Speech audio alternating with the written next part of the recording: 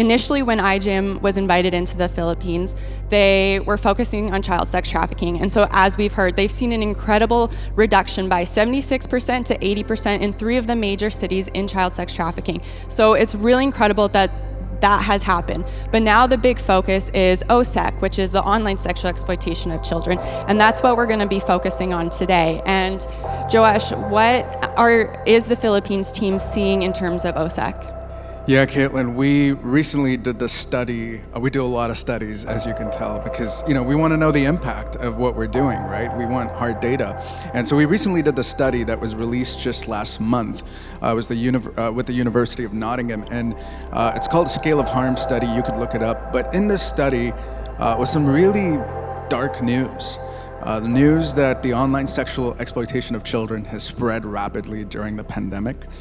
And we have data that now says that 1 in 100 Filipino children are abused in this way online. 1 in 100. That's 500,000 children in the Philippines right now. So the need is bigger than ever before to take on this type of trafficking. That's what we'll be doing together this morning as well. But something else I want to add to that is with that bad news, there's also hope.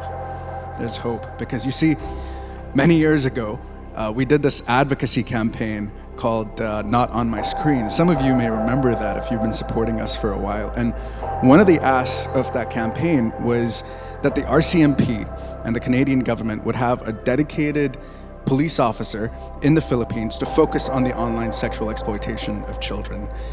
Because we have studies that also say that Canada is number 4 in the world when it comes to, we're in the top 4 when it comes to demand for online sexual exploitation materials of children.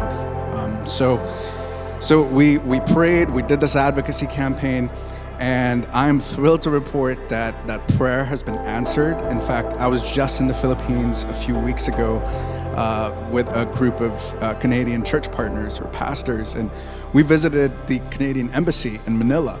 And we got to meet the answer to our prayers. An incredible RCMP officer named Yanni, whose 100% of his job is to basically focus on online sexual exploitation of children in the Philippines because of Canadian demand, to share intelligence with local law enforcement, the embassies of other countries in the area, that kind of stuff. And it was just so inspiring to sit across him and hear story after story of how much he appreciated our work in the Philippines.